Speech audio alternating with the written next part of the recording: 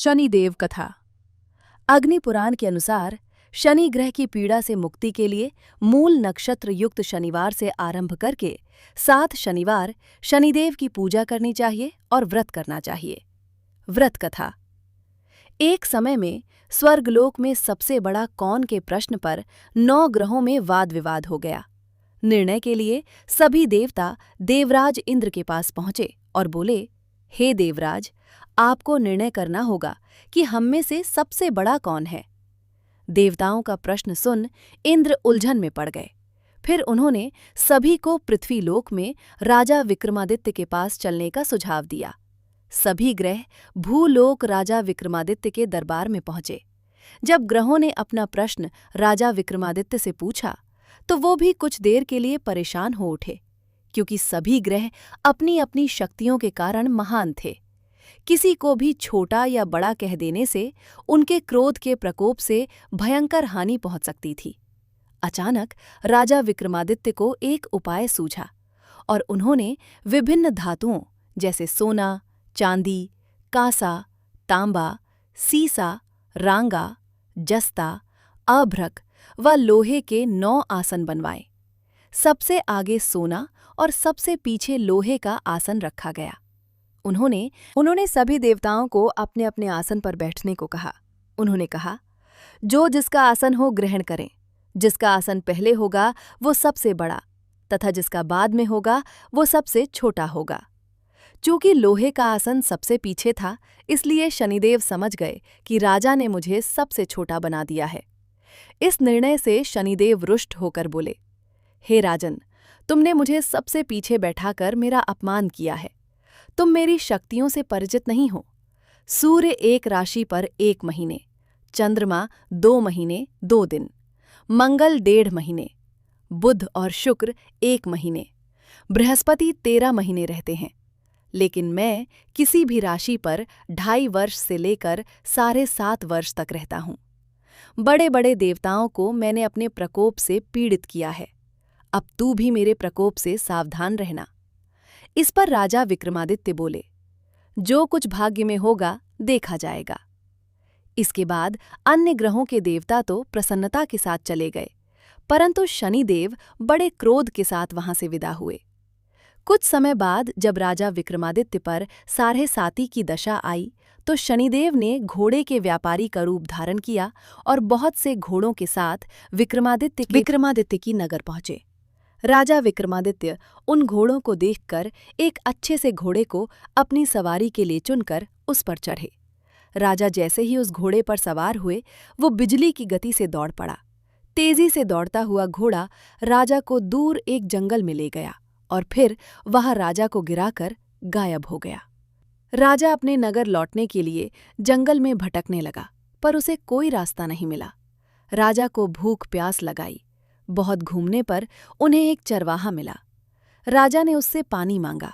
पानी पीकर राजा ने उस चरवाहे को अपनी अंगूठी दे दी और उससे रास्ता पूछकर जंगल से निकलकर पास के नगर में चल दिए।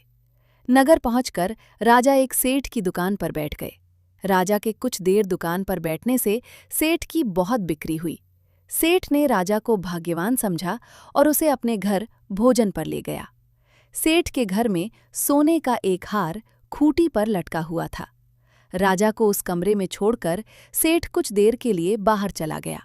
तभी एक आश्चर्यजनक घटना घटी। राजा के देखते देखते खूंटी सोने के उस हार को निगल गई। सेठ ने जब हार गायब देखा तो उसने चोरी का संदेह राजा पर किया और अपने नौकरों से कहा कि इस परदेशी को रस्सियों से बांधकर नगर के राजा के पास ले चलो। राजा ने विक्रमादित्य से हार के बारे में पूछा तो उन्होंने बताया कि खूंटी ने हार को निगल लिया।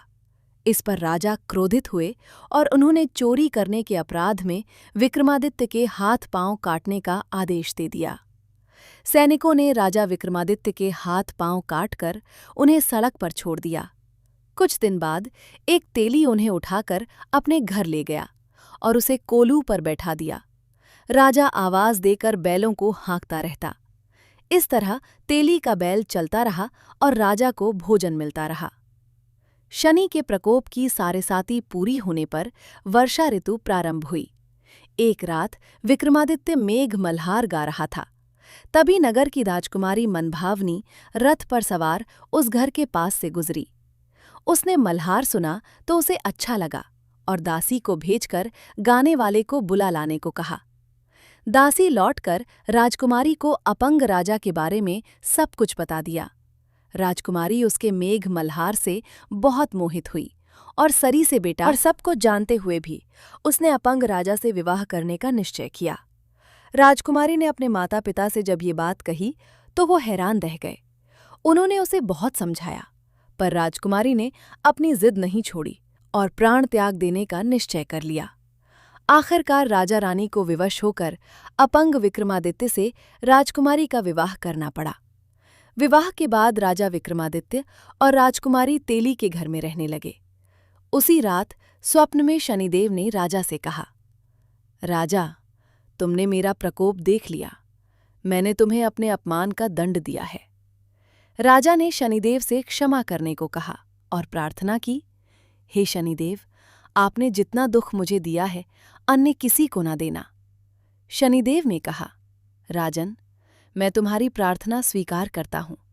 जो कोई स्त्री पुरुष मेरी पूजा करेगा, कथा सुनेगा, जो नित्य ही मेरा ध्यान करेगा, चींटियों को आटा खिलाएगा, वो सभी प्रकार के कष्टों से मुक्त होता रहेगा तथा उसके सब मनोरथ पूर्ण होंगे। ये कहकर शनिदेव अंतर्ध्यान हो गए। प्रातःकाल राजा विक्रमादित्य की नींद खुली तो अपने हाथ पांव देखकर राजा को बहुत खुशी हुई। उन्होंने मन ही मन शनिदेव को प्रणाम किया।